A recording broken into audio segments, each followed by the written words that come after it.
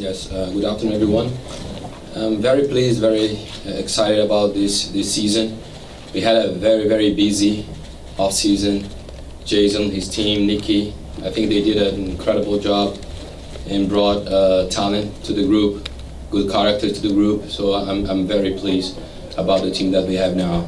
This was part of the strategy we talked about after the end of last season. When at this moment last year we decided to move what we call the one step ahead, and we saw the other teams in our conference, they did 2 steps. So we thought that was a time for us to move and doing something stronger in terms of making our roster better. So I'm pretty confident and happy. Of course, it's when you bring a lot of players, there is a risk involved in that. But I'm really happy, and I think we're going to have a very strong team for this season. I also would reiterate what Alex said and say that it's been a very difficult and very busy off-season for us. We're making some bold moves, as everyone can see. And we're doing that with a particular goal in mind, and that is to improve the team to a level where we're competing week in and week out, to a level that hopefully we can make the playoffs. That remains everybody's first and foremost objective in our league, and it is for us in 2018. There could be no doubt about it.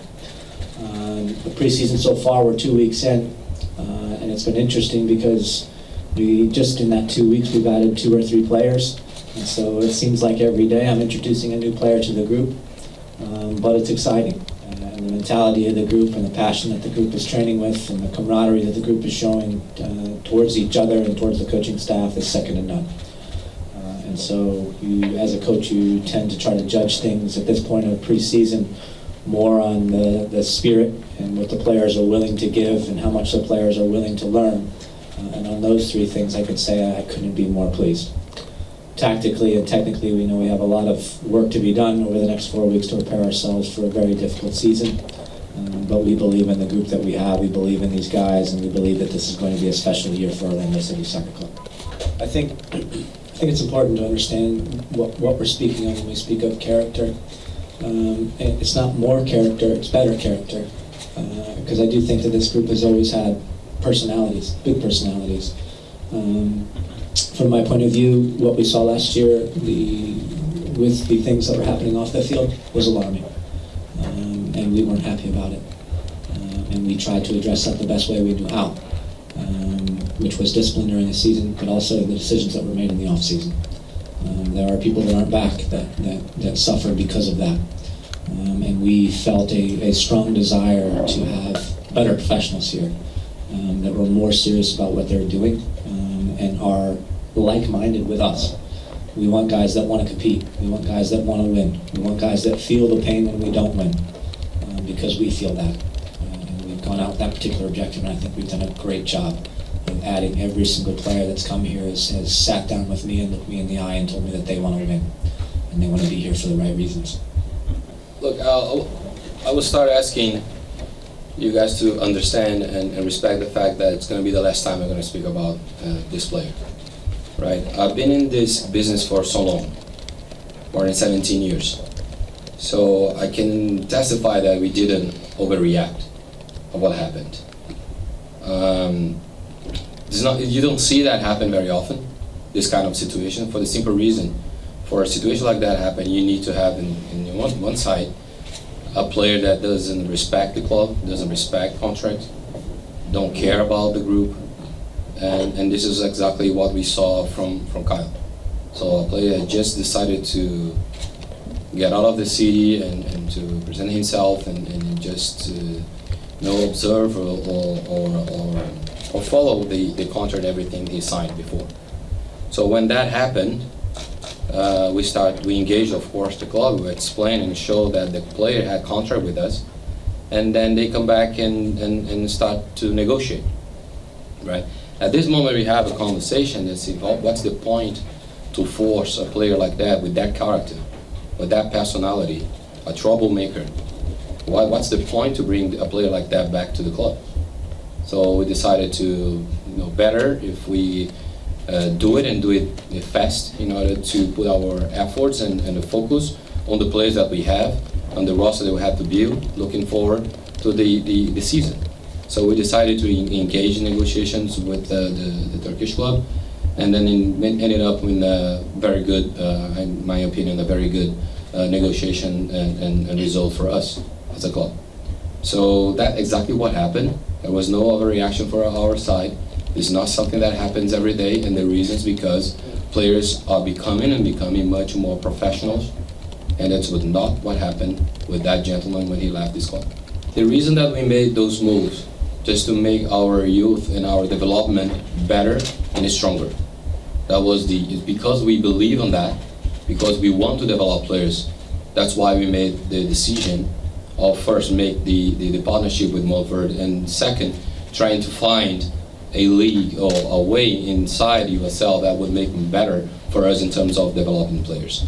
Right now, what happens is we almost double the investment that we did in the past. We can offer to players a residence academy, a full scholarship, a proper structured infrastructure. We have coaches there with a UEFA license A. So with the better fields and better structure, better coaches, and a place that we can offer everything that I mentioned to you, we believe that we can better develop the players. And the other side, what happened with USL when we came there and discussed with them, the USL now is moving to a direction, the second tier division in the country, that they want players with experience and in the proper stadiums. And what we want is just to play the young ones. So we are kind of going in separate directions. Instead of continue to be in the process that it's not right and wrong, it's just the visions are different. We are waiting to see what happens with a possible Division 3 or D3 or Division 2 inside USL, whatever. We have to understand better what's going to happen, and then together with the MLS, see if there is a room and possibility for us to coming back. This is what we want. We want to come back and play next year, and that kind of division when we will be able to play the younger players and then get them developed. That was the reason. The Lake Nona, it's the project that we want to put our professional teams being there as a training facility for the MLS and the Orlando Pride. There's nothing changed on that. We hopefully start building this year in order for next year having both teams practicing there. Yeah, there are current talks going on about that, and I would expect that we will have a firm partnership with a USL franchise. I do also think that that this brings up another opportunity that we have now with Montverde. And I believe that this affiliation and partnership that we have with them is nothing but a fantastic opportunity for everybody involved. And that final piece for me is, can we get together with the Montverde group, the oldest players there, and some of the youngest players or guys that aren't playing regularly in first team matches for us, and can we create matches for those players to all collectively play together? So now we have a very strong link directly between our academy, the under-18 team, and the youngest portion of our roster, and put those players together to play matches. So we're looking for a couple solutions. Yes, partnership with USL, but also creative matches involving the top end of our academy and the guys that aren't playing the matches on the weekend. Yes, you're correct in that we did make quite a few moves with the offense. And I do think that we added a left back, a left center back, 2 holding midfielders. So I would say maybe we're just not looking quite in detail enough at the defensive signings that we have made already. Finally, I do think that there will be one more signing, and that will be in the defensive side of things. So from my point of view, it's we added players all over the field. And I think as I said before, we're very, very happy with all of the signings we've made so far. And we intend to make one more, which we are going to be happy with as well. Pressure's on, huh? The answer is no.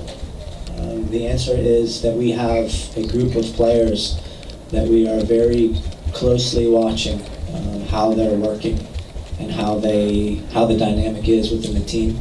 And we will choose a captain out of that group. And we may choose a couple of captains out of that group. We may do things a little differently. We may not have just one guy that's the club captain. We may have a small group of guys that are the club captains. But I do think that we have some terrific candidates, and we're watching them over the next month to make a decision before the first regular season match. I have, yeah. We took over Real Salt Lake in May, I think, of 2007. From that moment until the middle of 2018, so 1 year on. on briefly, or right around there, we changed 25 of 28 players. And so from the time that we took over here until right now, I believe we've changed 21 of 28 players. Yeah, we project it to be around 5 new starters. I think you could be right. It could be 6 to 7. And I think, you know, right away as I answer that question, I wanted to grab it right back and tell you that for me, this is something that needs to change, is that there aren't starters. There are it's one big team, and they're going to be competing every single day to decide who the starters for the weekend are. But it isn't starters and reserves. For me, I'm not kidding when I say this, I really like, both from a character point of view and a soccer point of view, every single player that's on our roster. And that is difficult for a coach, because sometimes it's easier when you have some guys that maybe you don't like so much, because it's easier to leave them out. But it's not going to be easy for us this year, because we're going to have to be leaving players out all the time that we really like and have a ton of respect for, and have a ton of belief in what they can bring to our team. I think that they're doing an excellent job, really excellent job, and it's twofold, right? I mean, in any relationship, it's always, there's two sides of the street. There's one side about a new player coming in and being open to new ideas and new culture and being led by people, and then there's the other side, which is the guys that have been here and the leaders of the group being open to grabbing hold of those guys and welcoming them in with open arms and leading them by example. And both sides of the street right now are operating extremely well. So as I said before, from my chair, what I'm basically judging things on right now is team camaraderie, team chemistry, and I couldn't be happier. I don't think so, really. I mean, I know that it's common thinking to believe that what a difficult challenge that would be for me, but it wasn't. I mean, he is an amazing person. Amazing soccer player is one side of things, but I think he's a better person than he was a player, to be honest. And never gave me any leadership problems. Always wanted to try to help me to lead the rest of the group. So, no. Josue trained for the first 4 or 5 days and picked up a little bit of an injury, and so we didn't have him for about a little over the last week. But in those 4 or 5 days, it was really impressive. And you just see the same things that we saw in all the video scouting, all the live scouting that we do with the player. He's extremely technically gifted, and he does things at a very rapid rate. He's got tremendous speed, quickness, agility, good 1v1 player with the ball, and so we were seeing all those little signs showing up. And then he picked up the injury, which unfortunately kept him out now for the last week to week and a half. But he should be working back into things this week, and we still have 4 weeks of preseason left. So I couldn't be happier again with his signing, the small signs that we saw over the first week. Yes, and I've been asked that question multiple times before, and I've always kind of skirted around it the best I could. The truth of the matter is, as coach and general manager, when you come into a new group, you are going to be restricted by certain things. Some of those things are contracts. And you don't always have the ability to move the players that you feel like you should.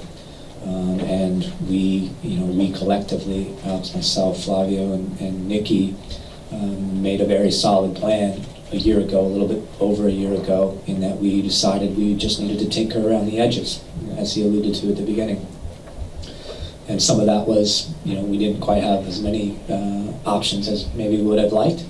And so we felt very positive that if we just tinker around the edges and we're a little bit better, we'd be a playoff team, because it was a club that had missed the playoffs just barely 2 years in a row. So the general consensus was that was a good plan. And as Alex alluded to as well, we feel like the rest of the Eastern Conference got markedly better, and we got a little bit better. So at the end, it wasn't good enough. Now this offseason, we went into it and said, now we basically have a clean slate. We can really do what we want with all of the players, and I think that we took a very aggressive approach to that. And at the end of it, I can tell you, adding one more player in, I will be able to sit and tell you that yes, this is now our group in our vision. Yeah, first, Rosell is having a little bit of visa issues, because at first we were going to bring him in a certain way, and then we found out he needed to actually stay and get his work visa and everything sorted out. And so we expect that he should join us within about a week to 10 days. Really, really eager to get him in the group, of course, because we think he's going to be an important player. And then as far as the goal scoring goes, I honestly would tell you that I don't think that we went into this off-season saying we need to get better in the goal scoring, but not in the defense. Last year at this time, I really felt like we've got the goals are there. We just need to shore things up defensively. But looking back on things from last year, I would say that we feel we need to improve everywhere. And that's how we've gone into this off-season, is try to identify the players that we feel are the right ones that should stay, and to go out and get all kinds of new ones to complement that group. So I would say that I think that we're going to be better, we need to be better on both sides of the ball. I'll answer the last question first, because you may ask, you just won't give an answer. And then for the first part, that's a difficult answer. To how tactics were different when I was a player to early days as a coach to now. I think that it's interesting that the league and the game tends to take on very positive or very identifiable trends tactically. I think the big trend now out there is to play with 3 defenders. For me, it's 5 defenders. It's not really 3 defenders. We can call it 3 or 5, whatever you like, just if you're more defensive or offensive.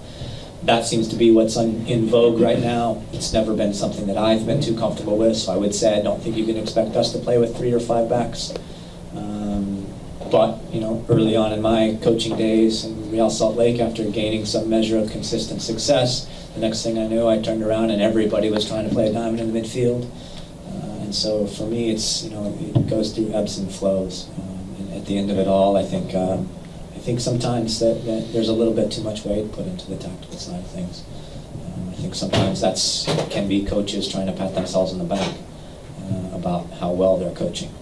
And so for me, at the end of it all, and I do believe this, I do think that coaches have a very big role in the development of the team and of doing the right things. But I still think it's a player's game.